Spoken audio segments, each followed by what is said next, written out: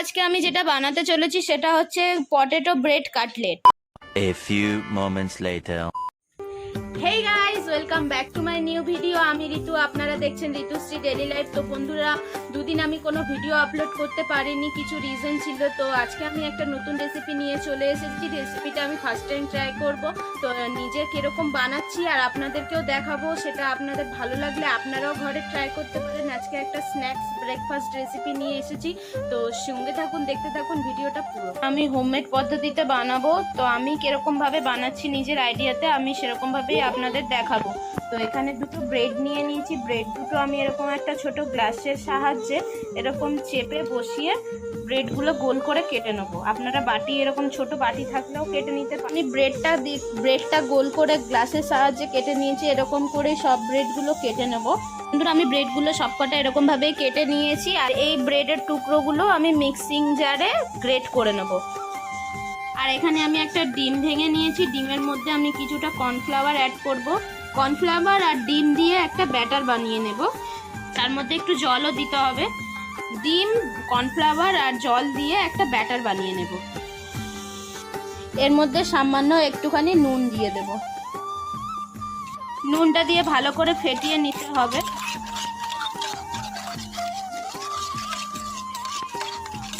আপনারা চাইলে বিস্কুটের গুঁড়ো ব্যবহার করতে পারেন। আমি এখানে ব্রেডের সেই বাকি অংশগুলোই নষ্ট করব না, এগুলোই আমি গ্রেট করে নেব। তো দেখুন বন্ধুরা, আমি ব্রেডটা এখানে মিক্সিং জারে পুরো গুঁড়ো করে নিয়েছি। কি সুন্দর হয়েছে দেখুন, পুরো দোকানে কিনতে পাওয়ার মতো বিস্কুটের গুঁড়োর মতো। আমি এখন এগুলো হালকা আঁচে কড়াইতে একটুখানি ভেজে নেব।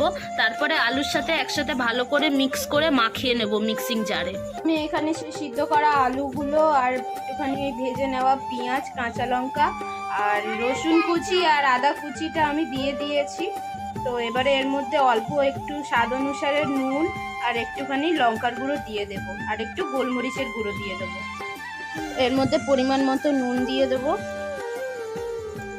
অল্প সামান্য লঙ্কার গুঁড়ো দিয়ে দেব, বেশি ঝাল দেব না। একটুখানি কাসুলি মেথি দিচ্ছি, গোলমরিচ গুঁড়ো দিলাম, আর একটুখানি চিকেন মশলা দিলাম। এর বদলে আপনারা চাট মশলাও ব্যবহার করতে পারেন। তো আমি মিক্সিতে ভালো করে একসাথে পেস্ট করে নেব।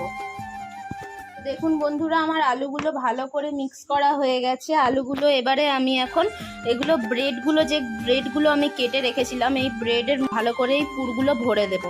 পুরগুলো এখন ব্রেডের মধ্যে এরকম সুন্দরভাবে দিয়ে দেব। দিয়ে আরেকটা ব্রেড নিয়ে এর মধ্যে চেপে দেব। দেখুন, এরকম ভাবেই করে নিতে হবে। আর সাইডগুলোতেও আমি এখানে আলুর পুরগুলো লাগিয়ে দেব ভালো করে। এরকম করেই সবগুলো করে নেব। এখন আমি এগুলো সেই ব্যাটারটা বানিয়ে রেখেছিলাম, সেই ব্যাটারের মধ্যে ভালো করে ডিপ করে ডুবিয়ে নেব। ডুবিয়ে নেওয়ার পরে এবারে আমি ব্রেডের গুঁড়োর মধ্যে দিয়ে দেব। এরকম ভাবে ভালো করে এই গুঁড়োগুলো লাগিয়ে নিতে হবে। দেখুন কি সুন্দর করে আমি এগুলো করে নিয়েছি। এরকম করেই সবগুলো করে নিতে হবে। আমার তেলটা গরম হয়ে গেছে, এবারে আমি ব্রেডগুলো ছেড়ে দেব।